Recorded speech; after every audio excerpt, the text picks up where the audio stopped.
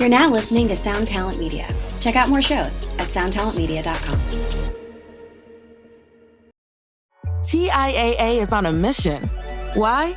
Because 54% of Black Americans don't have enough savings to retire. So in collaboration with big-name artists like Wyclef Jean, TIAA released Paper Right, new music inspiring a new financial future. With 100% of streaming sales going to a nonprofit that teaches students how to invest. Stream Paper Right now and help close the gap. Hello, hello, hello. Welcome to another episode of this podcast. Or welcome to the podcast if it's your first time. I know there's a lot of things you could be doing right now, so the fact that you are spending time with me and this week's distinguished guest, Mr. Misha Mansoor from Periphery, Bulb, Horizon Devices, all kinds of different projects. If you are in the guitar world, there's a good chance you know who this dude is. And if you don't, you're about to find out a lot more about him. So let me do some real quick housekeeping, and then we will jump right into the episode. Okay, so first off, it's been a little while since I've requested this, but if you could review the podcast wherever you listen to it, if it allows reviews, I would really, really appreciate that. You know, just keeps things fresh, lets people know what to expect. Hit it with that 5-star if you think it deserves, 5 stars. And I hope you do. That would be very appreciated. And if you could, follow. Everyone's calling it follow now, it seems like, at least in Spotify and Apple, which is where most people listen to this. If you could follow the podcast, that way you never miss an episode, because I've got some bonus stuff coming out next week, and I wouldn't want you to miss anything ever. So if you could follow wherever you listen to this show, that would be massively helpful. And share it with your friends. I say that at the end of the episode most of the time. This time I'm going to say it at the beginning. If you could share this with somebody you think would enjoy it, that would help me out massively. That is the biggest thing you can do to help support this show, is get others to check it out as well. And if you do that or have done that, thank you so much. I super appreciate you. Okay, that's it. Let's wrap this up. Let's get into this episode with Misha. Here we go.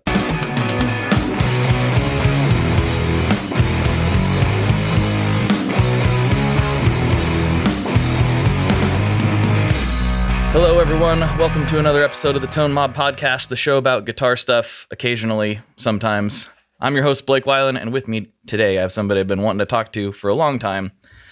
Bulb, Mr. Misha Mansoor of Periphery. How's it going, dude? Hey, man. How you doing? I'm doing good. Pretty good. I'm, still just like trying to recover from your background images, if I'm being honest. That was pretty intense. Yeah, this is an entire dimension that the listeners will miss out on. That's probably okay. There's some very wholesome, epic backgrounds that I believe, due to the rating that you spoke about at the beginning of the podcast, we can't describe. Yeah, it would probably be a little bit much for most people. Yes. But let's just say, it's just between us now. And that's all that really It's our little secret. But I think most of the listeners of this show are probably pretty familiar with you, but maybe there's definitely some people who aren't as familiar with the heavy scene. So if you could give the 30,000 foot quick rundown of who you are and what you do, maybe that would be a good place to start. Sure. I'm an idiot who makes music in bedrooms and somehow parlayed that into a career of making music in bedrooms. And here we are. But don't sell yourself short. You definitely helped get an entire, subgenre of metal off the ground in a lot of people's view. I had some questions from the Facebook group regarding that, but maybe you can start with that origin story of how you became. It's always weird because that makes it sound like there was sort of a grand plan and it didn't just completely happen by accident as a byproduct of what I was doing, which is what happened. Right. As I describe it, like, I'm a gamer. I had a gaming computer that I'd put together, and I had like this sound card that actually had like a 1/4-inch input on it, which was very handy. Right. And I was like, well, could record into my computer, and I was just discovering DAWs at that point in time. This is early 2000s, very early 2000s. So this is right around the time where sort of home computers were powerful enough to start recording with. And then there was this product called Drum Kit from Hell from then a fledgling company called Toontrack, which is now, a massive company, but that was their first product. And it allowed these relatively, especially for the time, realistic programmed drums, which was very interesting because the alternative back then was like a drum machine, which did not sound realistic at all, or going to a studio, which is very expensive. Then all of a sudden I had the ability to write and record things just on my own, right? And that opened up so many doors for me because all of a sudden I didn't have to bother anyone. I could do this on my own time. I didn't have to go to a studio. I didn't have to really know that much. I was using this as an opportunity to learn how to work all this stuff. And the initial goal was just, I could just record stuff for myself. It didn't sound particularly good, but it was just cool. It was just fun. And then eventually it was like, well, let's see how good I could get this to sound. It'd be kind of cool if I could get this to the level of a demo or something like that. Like, obviously it wouldn't be studio quality, but just even getting demo quality, you couldn't do that on your own before. And I was part of a lot of forums because back then, especially, I think metal was a lot more underground. And certainly with my group of friends, I don't know. Are you a metal guy at all? Oh yeah. So I don't know if you had the same experience, but generally speaking, in my experience, there was the metal guy in the group of friends, and everyone's like, "Oh, he's the metal guy," Yeah. And anytime you'd ever try to talk about metal, maybe you had some nice friends, and they'd humor you, but they really, really didn't care, and they kind of wish you'd just shut up about it. And then whenever you found another friend who liked metal, it was like, now we can talk about this and not annoy each other. And I discovered forums, which were basically just these large groups of people where you could get sort of granular about your interests. For example, 7string.org. Right. A lot of guitarists didn't even know what a 7-string was or what its application was. But now you had an entire forum dedicated to that instrument. The Meshuggah forum. Meshuggah is one of my favorite bands of all time. Massive influence. And, to this day, I could rant about them for hours. So finding another group of people I could rant with and they'd be happy to talk about it and discuss and yell back at me, that was a lot of fun. And a lot of these forums had sort of like shameless self-promotion sections, and you could upload songs, and I just kind of did that because that's what everyone else did who was putting together songs. I didn't think any of my stuff was particularly special, especially considering there were some people that were uploading some pretty impressive stuff. People that still friends with to this day, people like Ackle from Tesseract and Paul Chimp Spanner and John Brown from Monuments. And, there's just an amazing amount of talent on those forums. And I was just like, well, I'll just post my stuff up too. For whatever dumb reason, people actually like resonated with my stuff, which just encouraged me to post more and more stuff. So that was sort of where it all started and built from, Right.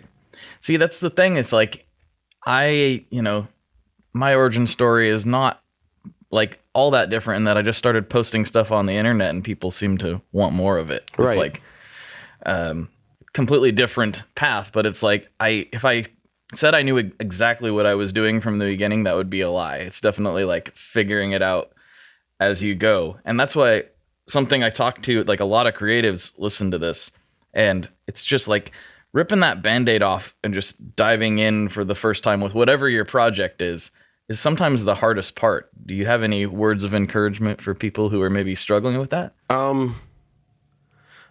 Ironically, I find that to be the fun part.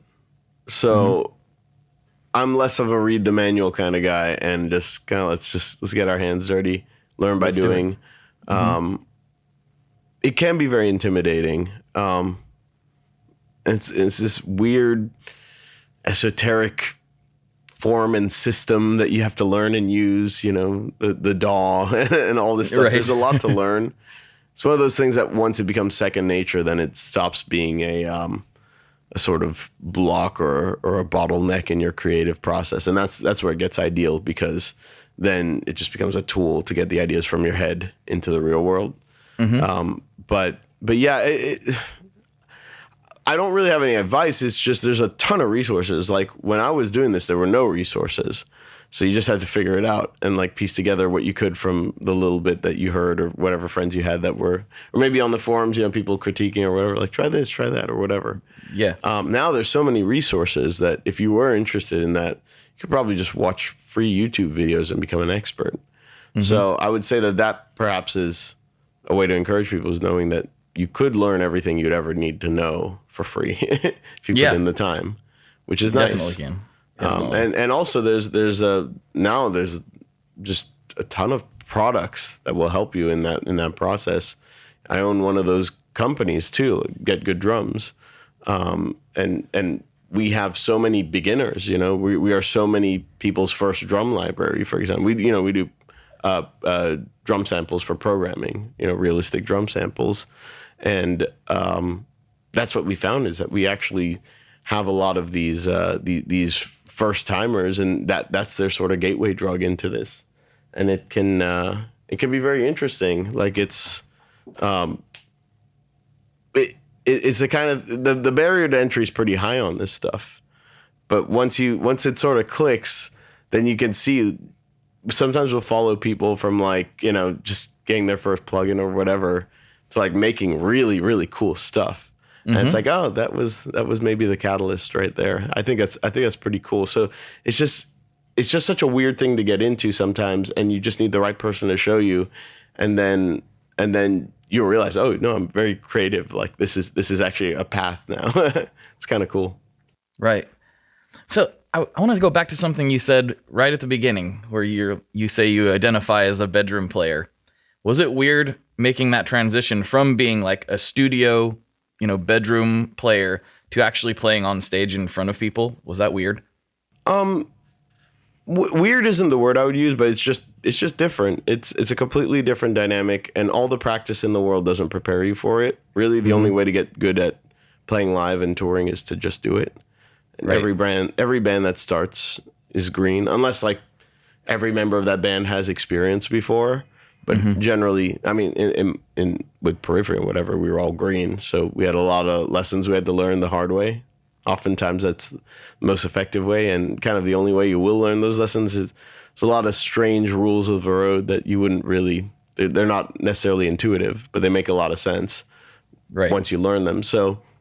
And just performing live, you could practice forever, but once you're actually playing a show and there's adrenaline coursing through your veins, and how that affects you, and just the energy with the crowd and all that can really change the context of everything. And all the practice in the world won't prepare you for that. So it was just sort of adjusting to that and learning how to do that. It's just a different skill and a new skill, and you just kind of have to put your time in. Mm-hmm. Did you have any trouble translating, like tonally, what you were doing in the studio to a live context, or was that pretty straightforward? Like as far as like guitar tone? Yeah, it's drastically. It like almost is the opposite. In the studio, if you think about it, you're listening to things. I don't know how nerdy you want me to get with this. But, nerdy. Yeah. So I mean, you're listening to things generally at lower volumes, and even if you're cranking, you're not listening to that loud generally. So you can get away with a lot more high end. You can get away with a lot more scooped, mixes, and your guitar tone can be more about sort of character, because you can have like this really nice defined top end, and you can scoop it a little bit and let the bass do the work, and like you can just have like a completely different character. Live is almost utilitarian first, and then you can dial in the character later. So you want to just cut through the mix. Live is never ideal. It's just working and getting a mix going as quick as possible, in a sense. In the studio, you have all the time in the world to just make these minute changes to everything as you see fit, automating stuff and whatnot. But live, it's got to work. So there I actually go for a much darker and much more mid-rangey tone. And I see this mistake being made all the time. Even as common things as, if you're miking up a cab, people dialing in their cab while standing up and not hearing what the mic is hearing. Right. And then you'll end up with a tone that is insanely bright. And like when it's coming through the PA, will just be like kind of like, shh, that's mainly, if you've ever been to like a metal show and you see fingers moving and all you hear is like, shh, that's why. They probably dialed that in. Standing up because high end is very directional. So just even learning, like, yeah, if I'm going to dial in my tone, I need to dial it in like for what the mic's hearing and not what I'm hearing when I'm standing. Or like even a foot off of the direct path of the sound, like will make such a massive difference to what you're hearing and how you might dial it in. But yeah, it's really about, at that point, loud volumes, those high frequencies suck. They're gonna make you go deaf. They're gonna make the audience go deaf, and they're not gonna cut through the mix. There's not really a lot of information, like tonal information, like past like 4K. That's like the character and the nice stuff and the stuff that makes it sound great, on its own. But really live, there's not really a whole lot of useful frequencies up there. So as I said, it's kind of the opposite. And learning that you need to also see what works for your band, because it's a mix at the end of the day. So depending on your style of music, how notey it is, your tuning, whatever, take what I'm saying with a grain of salt. But generally, and for us in our experience, more of it, we can get away with more scooped in like sort of character tones in a studio setting, and live it's a lot more utilitarian. That's something that about the mic placement that's really important, and I think we all think about that in a studio context. We've heard that over and over again. Mic placement is so crucial. You got to play with your mic placement, but I think almost nobody thinks about it live. They just will drop a microphone over somewhere in the vicinity of the speaker and then dial their tone in, like you said, standing up, without thinking, what's the mic hearing? I don't hear mic placement talked about in live situations very much. But live situations are also more complex because you have way less time. You can spend hours getting in the mic in the perfect position in the studio, and it won't move. Live, someone may knock into it. That sucks. Yeah. Live, you have a lot of bleed. Right. Now, obviously, like these are sort of directional mics, so it does reject sounds from the outside, but it's not complete. So you are getting drums in there. You are getting just all these other ancillary sounds that are just leaking in, and then that's bad. That's really bad.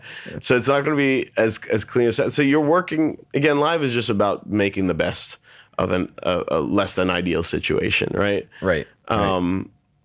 So I would say you get your mic placed, whatever, and try to get it. You'll see a lot of people like kind of mark off, or they'll have these sort of clamps that you could just sort of puts the mic in the same position. You can mark off where that's on the cab, so it will be relatively the same position. And if you've mic'd a cab before, just a millimeter difference will make all the difference in the world. But you're doing the best that you can. So it's generally close. And then, then you have to dial it in for that. Dial it in for what the mic's hearing, not for what you're hearing. So we go direct. Just cleans that all up. Yeah, it just makes it so it's at the point now where, short of, especially when you play bigger stages, the drums are kind of isolated-ish, so they aren't interacting too much with the stage sound. We don't have very much stage sound. Most of our stage sound actually comes from side fills, which don't interact too much with the drums. And although we do have guitar cabs going live, they're not allowed to be too loud. They're sort of just filling in the sound, even though they sound phenomenal. And it's about having sort of like a clean control sound on stage, so that our front of house can actually do a sound check without the band. We do what's called a virtual sound check, and our front of house will just use last night's show or some other show to dial in the PA and everything. And then the sound check itself actually becomes more about being a line check and just an in-ear mix check and making sure everything's kosher on our end. Okay. But I've totally done shows, I haven't been able to make sound check for some reason. There's some obligation I have, and it's totally fine. Just as long as my in-ear mix is consistent, which again, with the lack of variables from going direct, it generally is fine, or like a slight tweak, which I can do on my own. So it ends up being the more practical setup. It's the reason why we use a direct setup. We use the Axe-Fx as live, just because it's easier. Like, I'd love to use amps. I've had so many conversations, like periodically we'll tour with a band that's got like an amp set. I'm like, God, that sounds so good. And the truth is, it would be 10% better for me in my ears and 0% better for anyone out there in the audience at those SPLs. And it's like, it's just pointless and just creates a lot of work for our crew and just complicates everything for no real benefit than the gear nerd in me. Right. It's a very interesting thing because I'm definitely like Dr. Tube Amp. Like I want the the sound, I want the feel, but I don't go anywhere. So I have that luxury, I sit out in the here. studio. I love tube amps, and I'll usually reamp and some combination or whatever. So I'm totally there. But live, it becomes about just the practical setup and saving money and just being efficient. Mm-hmm. Which direct solution have you started using? Have you tried the different ones over the years? Yeah, I've tried everything. Again, it's one of these cases of if it ain't broke, don't fix it. Like we use the Axe-Fx 2 live, not because the Axe-Fx 3 isn't better, but just to switch to the Axe-Fx 3 would be like a week of like reprogramming and setting up. And although it would sound better and feel a little better, I just don't think it would make that much of a difference for anyone. It's a lot of work to put in for not much difference. So we just haven't gotten around to it. Maybe someday we'll do it because it's a very powerful unit. I do like the Axe-Fx's for live stuff. We've been using it for, a decade now that I think about it. So, wow. So it's just what we know. I think the Axe-Fx does a very good job. Was there any other sort of direct solution that you were referencing or that you wanted me to compare it to? No, that's what I was talking about. I didn't know if you used Kemper or Axe-Fx, or I wasn't sure which one. What's so interesting about the Kemper is like people always pitted the Axe-Fx against Kemper, especially earlier on when they were sort of the only two solutions, if you will. And I didn't have a Kemper for the longest time. And I got a Kemper semi-recently because Get Good Drums put out a Kemper pack. And it's a really, really cool Kemper pack. And, people are always asking me before and still like, oh, should I get Axe-Fx or Kemper? As if they were competing units. And it took actually getting a Kemper to realize like they're completely different. They actually couldn't be more different if they tried. The Kemper requires a profile to work. It can't have nothing. You have to have something. And it comes with profiles or whatever. And the profile itself is phenomenal. But any deviation from that sort of standard setup starts to chip away at it. It's more like capturing a moment in time perfectly. But don't even mess with the game. Don't even really mess with the volume on your guitar because it just starts to fall apart a little bit there. It starts to get a little artifacty and you're like, oh yeah, it's a digital recreation of something. And like the EQ is like a post EQ. It's not like the amp EQ. And the effects are serviceable, but they're nothing to write home about. And what it's for, I think, is I really like this guitar tone. I'm going to capture it, or I could give it to my friends, or I can download someone's guitar tone I respect, and it will sound phenomenal. But it's just that. The Axe-Fx is the opposite. You start with nothing, and you make a sound from scratch, and you don't need anything. You don't need and like most of the things, pretty much all the presets I use on the Axe-Fx are things I've made starting from nothing. So to me, like conceptually, they were such different units. I was almost shocked when I got a Kemper, and I realized, oh, you need something. You can't start with nothing and end up with something. So I always found it strange that people sort of pitted the two against each other because, if anything, have both or neither. But it's not one versus the other. It's more like, well, do you want to create something or do you want to have something? Right. Are you trying to capture what you have at home and bring it with you everywhere? Or do you want to be able to tweak on the fly and build things and make your own stuff? That's interesting. I hadn't realized that about the Kemper. I've played them before, but I didn't mess with them. It was just like at somebody's house, and I just like, no, let's hear what this sounds like. Yeah, it's not like you've got like amp models that you can just swap around. It's like, no, This is a capture, and you can go from this capture to this capture, and you could add effects and maybe tweak the overall EQ of it, but it's always a capture. It's always something. Mm-hmm. That makes so much more sense. I had never heard anybody explain it that way. Wow. That is... And it's surprising to me. I think a lot of people don't realize... I didn't realize that just because of the way people were comparing them. Totally. You think it's apples to apples, but it's like apples to skyscraper kind of.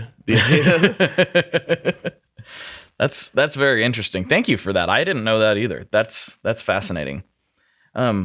Sidestepping something a little bit, or not sidestepping, but going a different direction. There's something I want to talk to you about that didn't get asked by any of my Facebook group people. So, and I find this very interesting, but you have managed through a variety of different, businesses and different things that you do to, be able to make a living doing what you enjoy. At least that's what it appears from the outside looking in. And I think a lot of musicians, especially ones that are in nichier or heavier genres, struggle with that. What advice do you have? Like, how did you think to, do the Get Good drums? How did you think about like doing the Horizon Devices stuff? Like, how come you seem to be a little bit unique in that respect? That's a very big question with a very complex answer, but the short version of it is you need to diversify. You need to accept the industry for what it is. I always get in trouble for answering this question because I give the answer people don't want to hear, which is it's very tough to make money just being in a band. And you have to do other things. I think the advantage that I had earlier in like when we started is recognizing that and accepting that. As we started the band, I told everyone, I was like, we're not going to make money with this. So plan around that. Let's figure stuff out. And we were all thinking together, and we were all sort of thinking of ways. We were giving lessons on tour, doing whatever we could. And it doesn't even have to be related to the band, but just trying things. I think if you go in expecting the band to eventually be your end game plan and your way to survive, that's where you'll be disappointed. And again, like I say, plan around that, because if I'm wrong, great, you'll just have more income. Right. But if I'm right, then at least you won't be surprised when you're like, wow, like we're 5-10 years in and we tour all the time. And yeah, we gross a lot, but we net very little. I have no stability. I could barely pay my bills.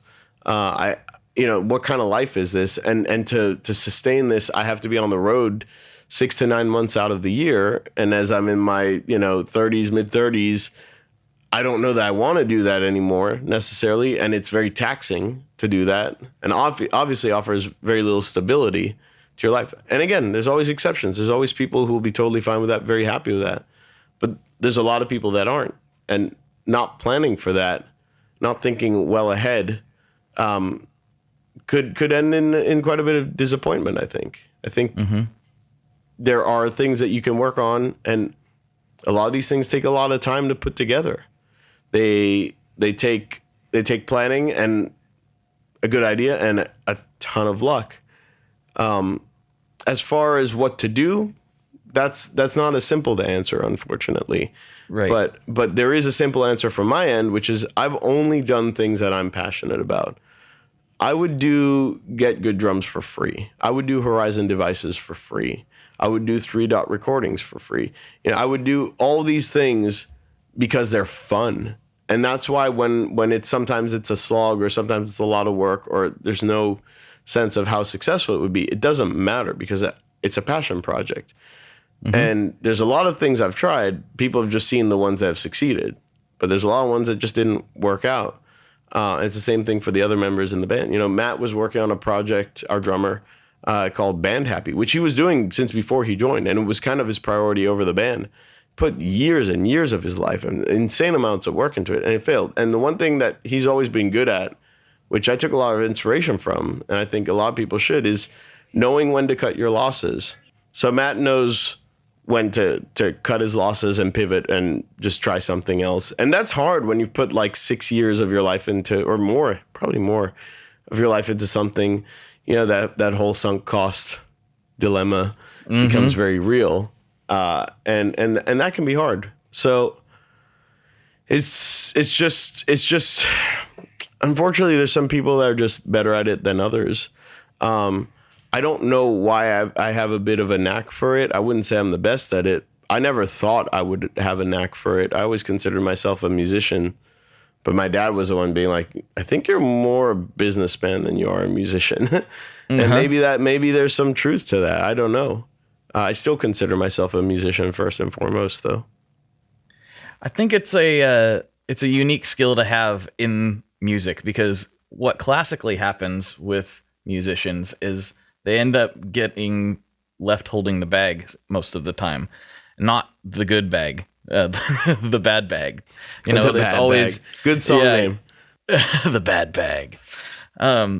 It just, it's always like, oh, the record label did this, and that, and blah, blah, blah, blah, blah. And it's always fascinating to me, because no matter how many times we hear somebody say, own your masters, take care of your business, it still seems that musicians just fall prey to that for some reason. And I don't know if that has more to do with like, you know, the creative brain versus the business brain. I'm not really sure what it is, but it just seems like something that so many run into, and I'm glad you were able to avoid it, you know? Yeah. I always tell people, we always ask people for advice. Like early on, we had a lot of peers and we had a lot of friends that were in touring bands and some that seemed very successful. And they would say things like, yeah, like we didn't make any money off that album. I'm like, what? Like you just sold a ton of them. It's like, well, we didn't see this thing in the contract.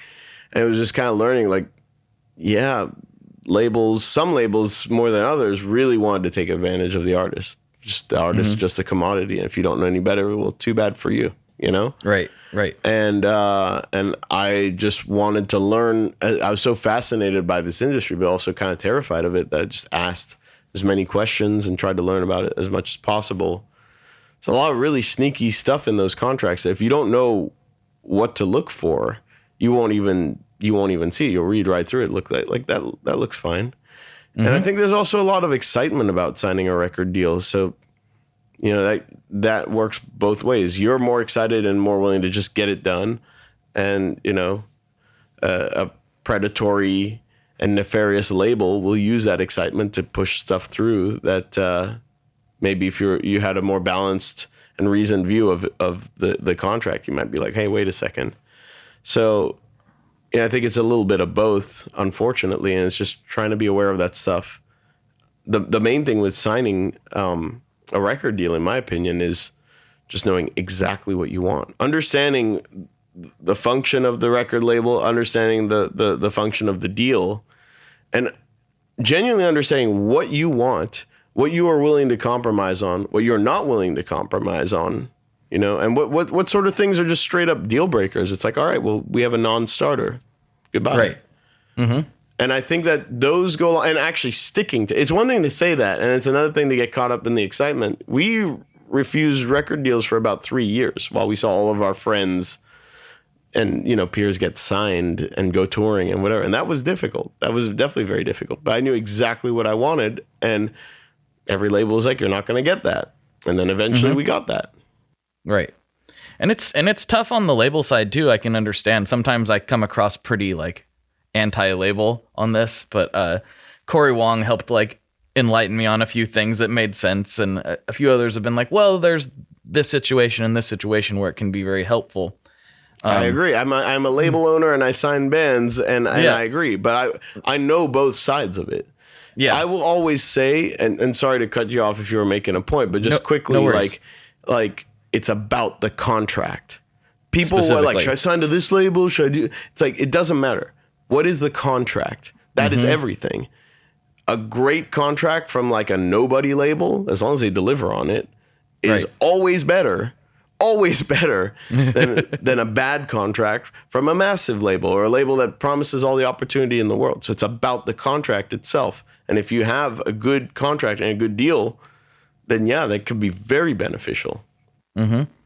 Yeah, and I think it's probably safe to say that like if there's something you're questioning in the contract, you know, either ask somebody or just don't do it, because that's the one thing that's going to end up biting you at some point, you know? Yeah, I mean, I think it's fine to question stuff and to ask for clarification, but it's more like if that thing is clarified and it's like, hey, this is not cool, or whether it's your gut instinct or you're being represented by a manager and it's sort of their due diligence as well to come through and make sure that you're not getting screwed. And, you know, your lawyer, I think people think the lawyer is supposed to negotiate it or whatever, but the lawyer is really just making sure that like what was on the deal memo is actually reflected in legalese.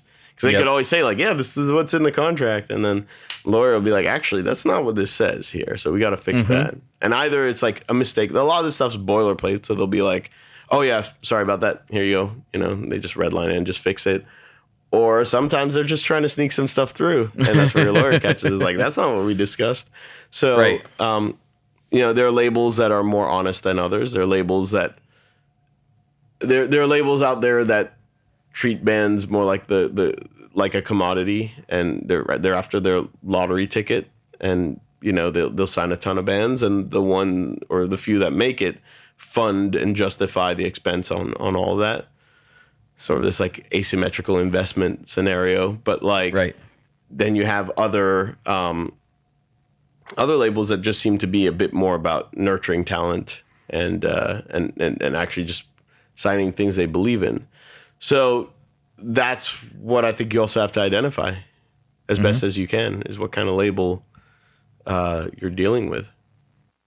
Now, you're in an interesting position because you do know both sides. So from the label perspective, what are you looking for in an artist outside of like, that they're really trying? So we're in a unique position because we're a very small operation, so we don't need a ton of overhead to remain solvent. And we really just started our label initially just to push out Periphery and our side projects and have a good setup for that. But then it was like, well, we could also sign bands that we believe in. So for us, it's nurturing talent that we believe in, and it's sometimes hard for smaller bands to get the interest of labels. So we can provide the backing, and there's so much that goes into, like, anyone can release an album, but it's hard to release it well, and that's where a label comes in. We have the tools, the expertise, not just the money, but knowing how to use it efficiently and knowing how to budget that efficiently.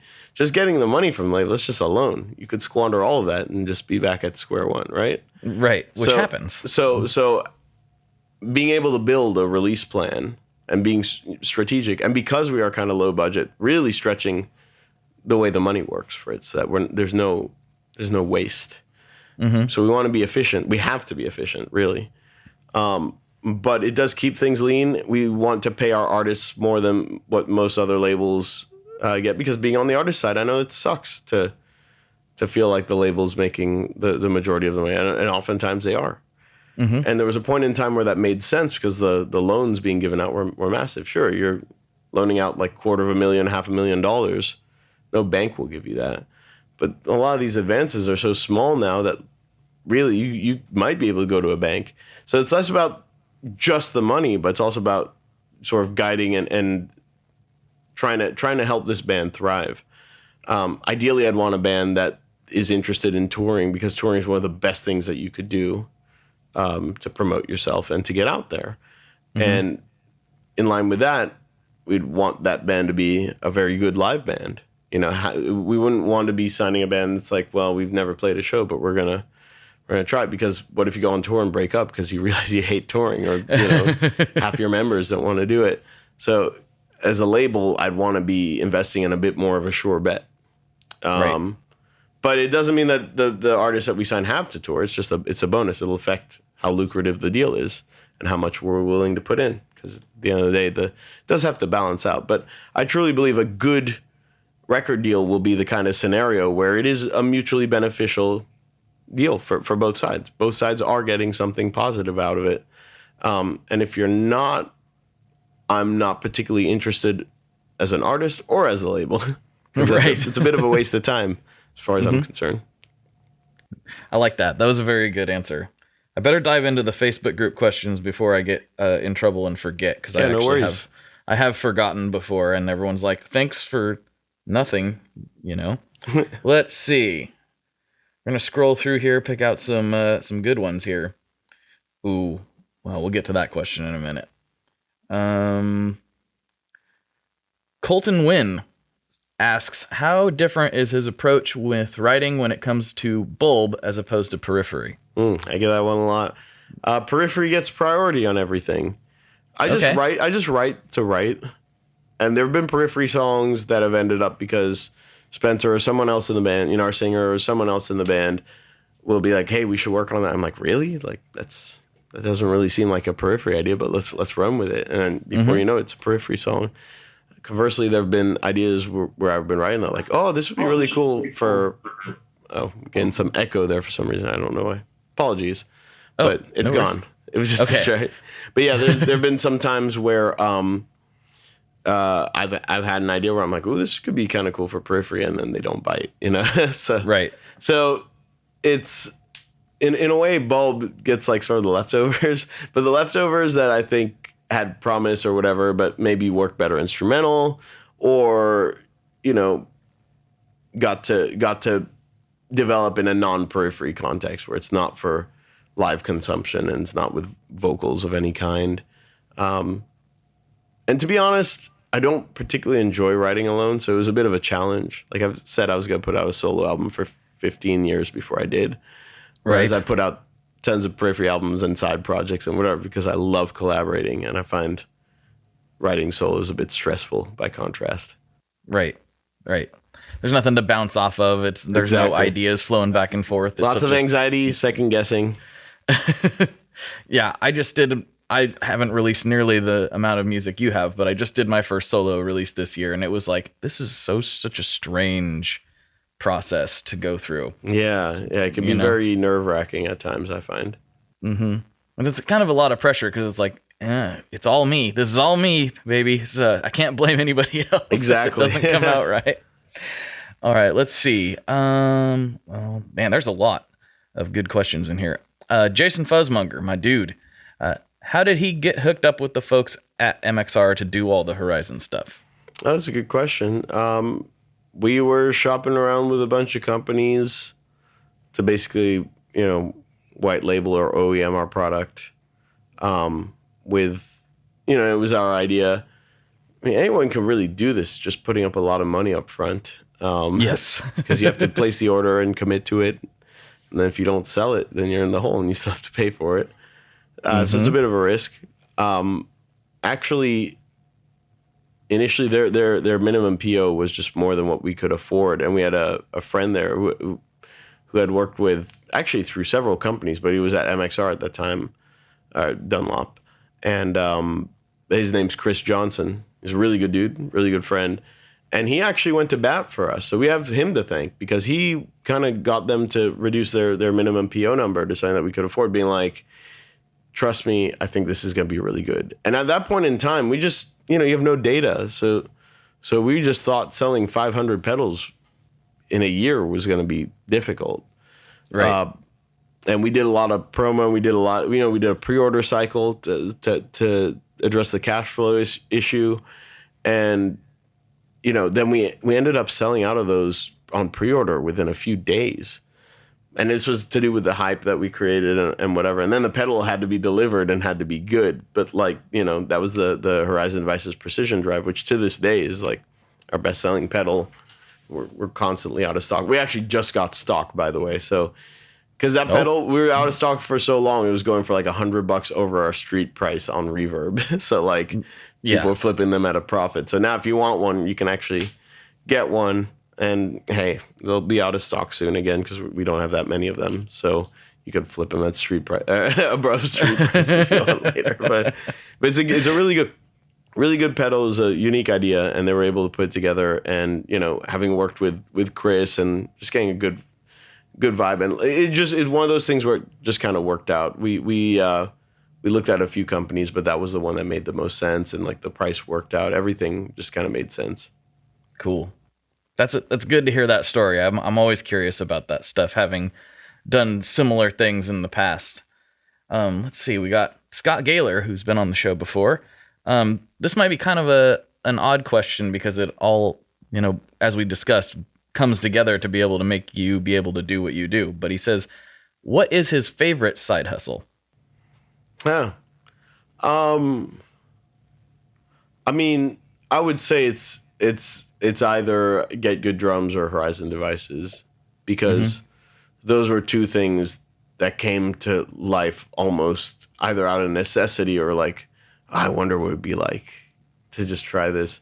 They were both things that I did not have very much expectation for success, mainly because I thought of how cool it is. Usually the things I think are cool are not successful. I'm too nerdy, and like the things I like, and most people are like, yeah, whatever. And I was so excited about both of those projects. I was like, yeah, but there's no way like people like it. And I'm glad I was wrong. But yeah, those are the sort of side hustles that I definitely put the most time into, and that I'm the most sort of excited about on a day-to-day basis. Right. do they even feel like side hustles anymore? They just feel no, like they're actually main hustles. Yeah. I'm answering the question within the context, but Totally. the true side hustle is Periphery now, because Periphery is my passion project. I don't really know how much money Periphery makes right now. I don't care, and that was one of the things that I did to actually make me fall kind of back in love with Periphery and making music, because for a while there was a bit dark. right. But right. but right before we started P4, we kind of took a break, and I kind of just looked at what I was doing with Periphery a little bit different. I think it did a lot of good, and I think Periphery 4 ended up being a pretty awesome album for it. It's definitely my favorite Periphery album. So, maybe that was related to that or whatever, but I definitely consider Periphery, although it's sort of the nucleus, as we say, of all my projects, or most of my projects. It is also genuinely a passion project. It's something I approach as a passion project. We don't care about album sales. We don't care about what fans think. We are the label. So we just put out an album, and then we hand it off to get released, and we don't really have much consideration for anything else. And that's a lot of fun. Mm-hmm. Okay, here we go. Let's see. This might be a tough question to get asked. I know I would be like a little bit weirded out by it, but it's kind of true. So Dave Harbor, he says, how does it feel to be one of the few modern day guitar heroes? And what does he think will be the thing that engages kids and brings them to the hobby? I don't consider myself a guitar hero, though. That's the thing. I think I'm pretty mediocre at guitar.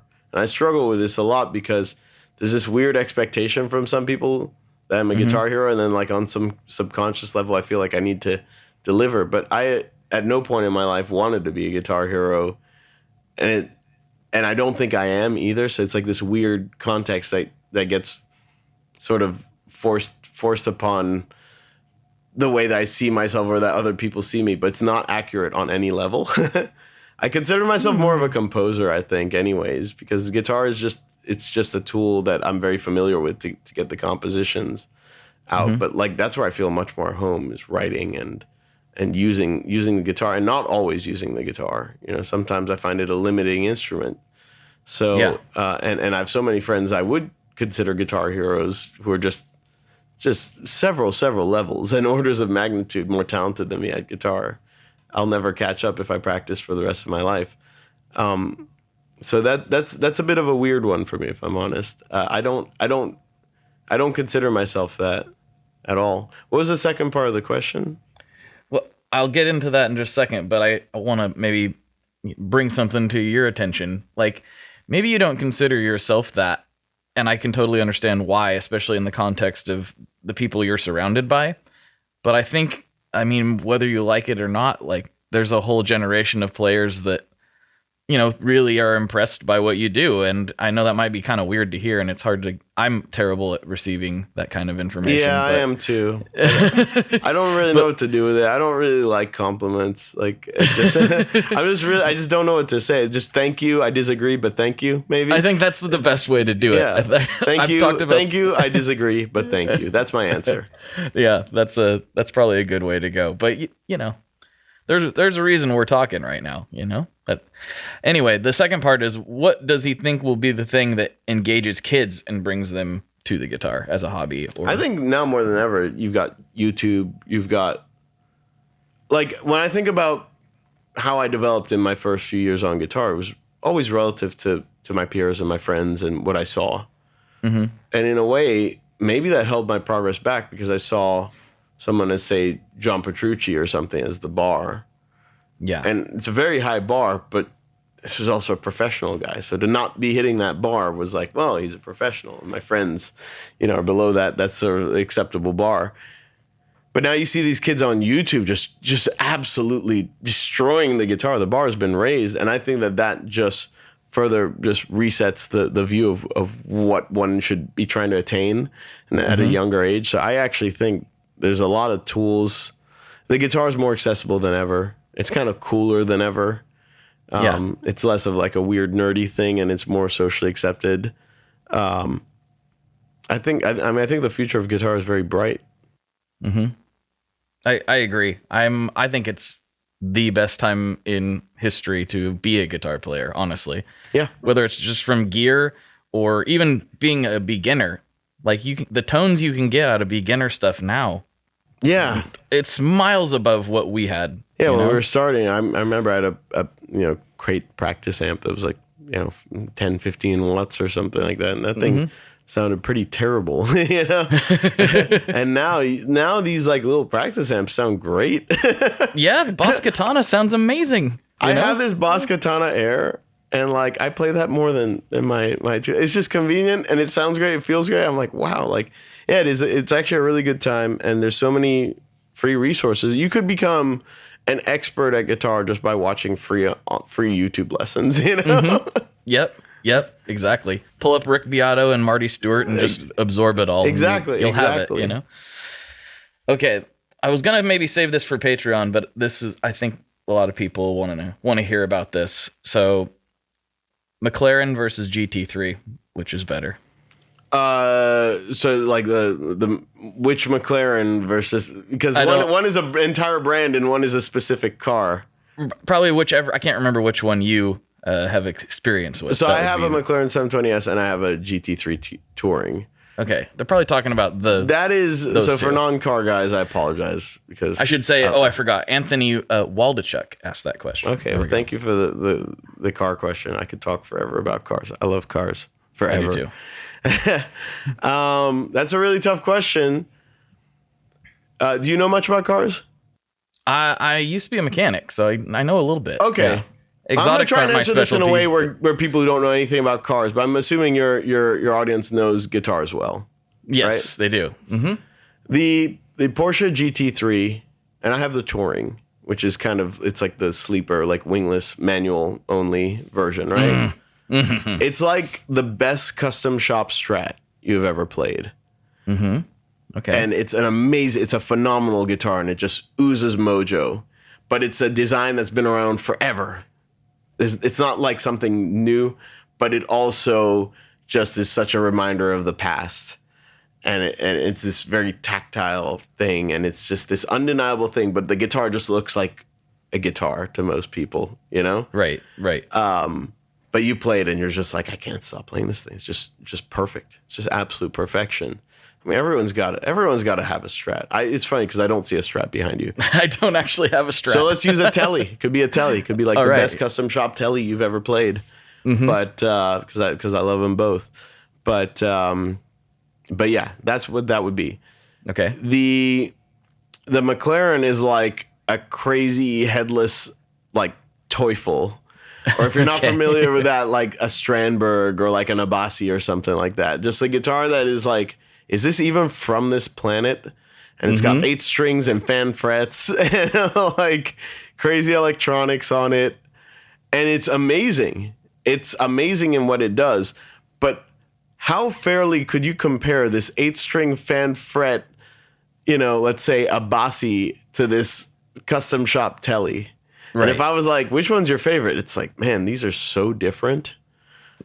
Can they both be awesome? There's some days where I just want the analog experience, driving a manual and working on that skill set. And it's a very raw and rewarding car.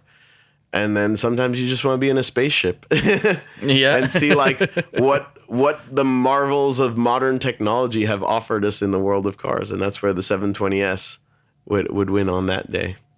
That makes a ton of sense. I totally understand what you're saying with that. They're almost as different as they can be while still being a car. Which is why I have them both. If you think about it, if you were to have sort of 2 guitars to cover the entire gamut of the experience, you would get something very, very traditional and something that almost subverts everything about that with your other guitar. Of course. So that between the 2 of them, you're covering quite a lot of ground. Mm-hmm. I love that answer. That was perfect. Okay, well, we're getting towards the end of the main episode here, but I do have a couple classic questions to get into and wrap this thing up. But before I do that, this is the point where I like to give the guests a chance to, plug whatever they want to plug, say hello to Uncle Frank and Aunt Penelope, or whatever it is you want to say to a couple thousand people. Like, now's the time to do it. I don't have a whole lot to plug. I mean, if you want to check out Get Good Drums, we have really awesome drum samples, and actually other products. We have like my favorite IRs, which we didn't get into that whole rant, but we're kind of hinting at like how important like cabs and mics and all that stuff, like how drastic a difference that makes. So our Studio Zillacabs IRs are what I use on absolutely everything, and our compressor Smash and Grab I use on absolutely everything. That's all over my solo album as well, which I should also plug. There you go. Moderately Fast, Adequately Furious by Bulb. And of course Horizon Devices, where I should just plug the fact that we actually have the precision drive. People have been waiting for months for that to be in stock, so it's in stock for now. Maybe by the time this comes out, it won't be, so I apologize. But hopefully, if you've been waiting for that to be back in stock, it is. I might need to leapfrog this one up so that it maybe will hit. You don't anger people, yeah. Exactly. But yeah, I mean, I don't really have anything else to plug. I don't know, my band Periphery, whatever.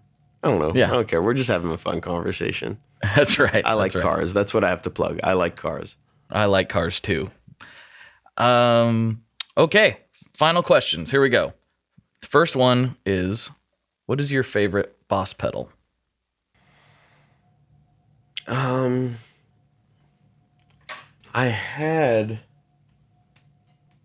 man.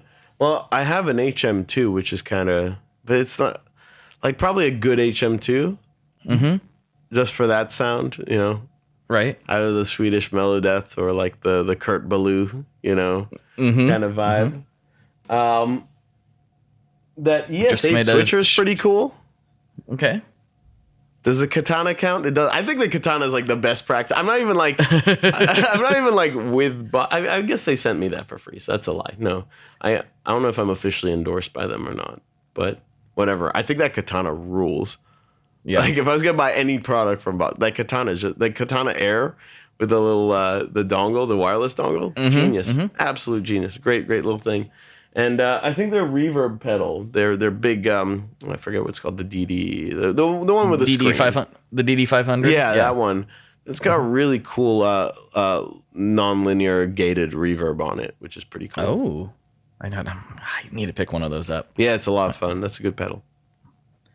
All right, final question. I bet that was asked like, oh, Boss is like like entry level, like, you know, whatever. And it's like, actually, they make some really cool products. They do. I love Boss. It's not boutique, but like they make some really, really cool products. I think I'd love Boss. And this podcast is not sponsored by Boss, but I ask that on every single episode because I want to know. That's funny. Yeah, I have quite the pedal collection. I love pedals. Oh, yeah. Well, we can nerd out on that for hours. I love the pedals. Okay, good. I've got a couple hundred. Why? Yeah, it's gross. Yeah, it's gross. Good. We'd get along just fine. Okay, final question, and this is the one that gets a little bit dicey. Families have disbanded over this. It's kind of a piece of controversy. What is your favorite kind of pizza? Oh, it has to have pineapple on it. No, that's a lie. That's a lie. That's a lie. That's yeah, I know. You just delete the podcast, throw water on your computer. Episode. I'm out of here. No, so my favorite is just a simple pepperoni. However, I maintain that if I go to a pizza place and you can't make a cheese pizza that can knock my socks off, I don't think you're a good pizza place.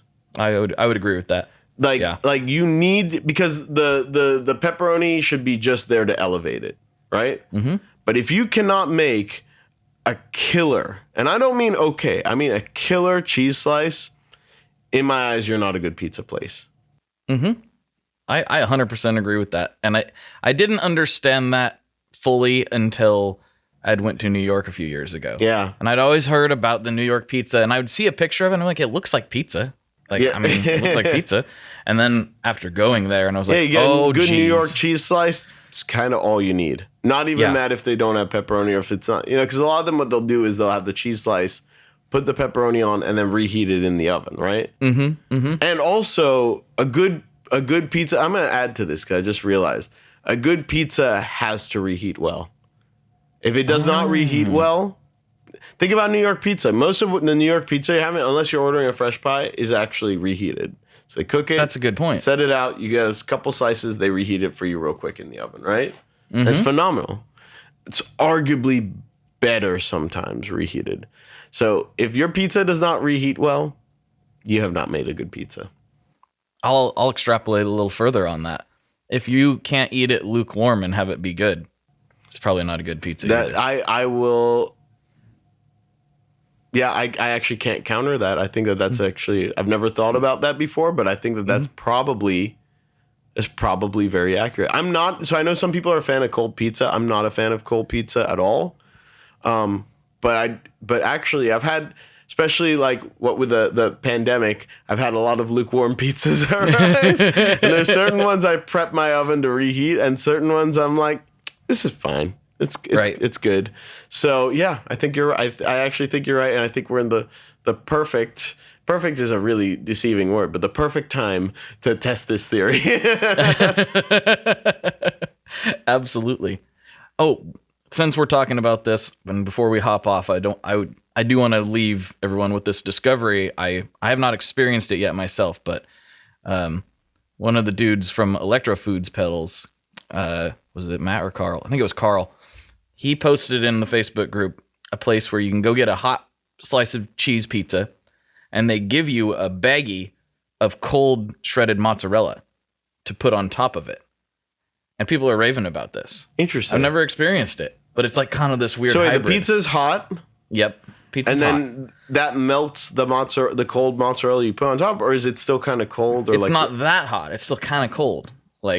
It's hot enough to eat, but not hot enough that it's going to instantly just melt it. So it's like got hot melted cheese on it. And cold sort of warming cheese. Just like cold cheese on top of it. It sounds so weird enough to. It sounds weird enough to work. That's weird enough to work. Yeah. I would definitely try that. I almost would not try that on my own. I would go to the place where that's their specialty. Yes. Because they obviously know what they're doing and probably have a moment. but that is so interesting. That's I've never heard of that. I've never once in my life thought of that. The only time I've ever had cold shredded cheese, and it wouldn't generally be mozzarella, but it's sometimes you buy the pre-shredded cheese, just just take a little. Yeah, just eat it. Fine. Yeah. That's fine. And that's all it is. It's fine. It's a little snack. I've never thought I should just put this as a cold thing, not to be, melted immediately over whatever I'm gonna put it on. So, yeah, I'm intrigued. So we'll leave the listeners with that thought in their brains. Yeah, but my gears are turning right now, man. That's a very very enticing thought. The more I think about it, the more I'm like, maybe so. I gotta find a place that does that. I'll find the exact place and I'll send it to you. Yeah, because if you go to a regular pizza place, you ask for that, they'll be like, get out. Delete our number. Never come back. never return. Yeah. You are banned. You're banned from our pizza for the rest of your life. Your family, your name, give us your last name. Anyone who's associated with you is not allowed. Yeah, your grandchildren. Right. It'll follow you for generations for daring to ask such a thing. So, yeah. Gotta be careful. Absolutely. All right, man. Thank you so much for coming on. This was a blast. Yeah, really absolutely. Thanks for having me, man. It's a lot of fun. Yep. All right, everybody. For Misha, this is Blake. And as always, folks, good luck and good tones. Alrighty, folks, there you have it. I hope you enjoyed that conversation. I certainly did. That was a very focused conversation, and I enjoyed that. But let me tell you, we went places on the Patreon episode. This was one of the more in-depth conversations that I've actually had. We were talking about the concept of free will and whether we actually have it or not, which was a pretty interesting thing. I hadn't really conversed with anybody about that particular subject. So that was pretty off the rails and pretty rad.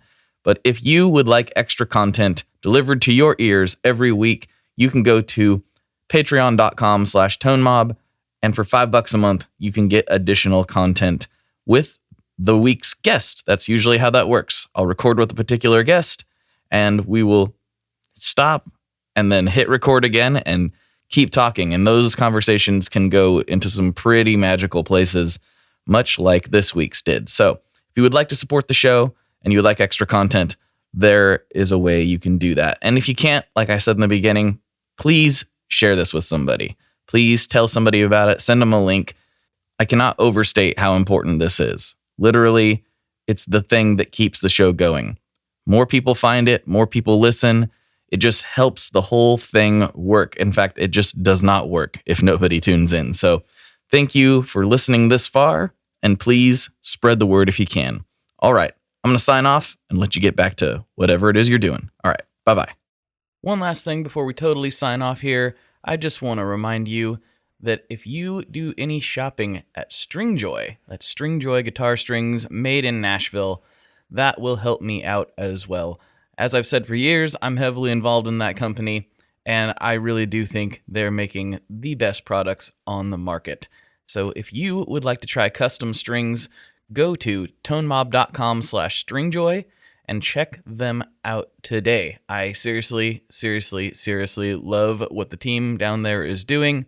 I help them out with all kinds of things, and by you supporting them, you are also supporting me as well. And hey, you need some strings, so why not get some custom strings just for your guitar and playing style? Again, the link for that is tonemob.com/stringjoy, and that will take you right to their website, and you can do all your shopping through there, and that will help everyone involved out. So thank you very much. Talk to you next time. We are brought to you by the wonderful folks at Gun Street Wiring Shop. Yes, Gun Street Wiring Shop. I've talked about them before. I used to say based out of Bend, Oregon, but guess what? Sean moved to my neck of the woods. Sean's in Portland. Sean is awesome and has helped me with a bunch of stuff lately. And if you have wiring needs for your guitar, he can help you too. If you want to get weird with it, he can get weird. If you just need to spruce things up a little bit, there's your guy.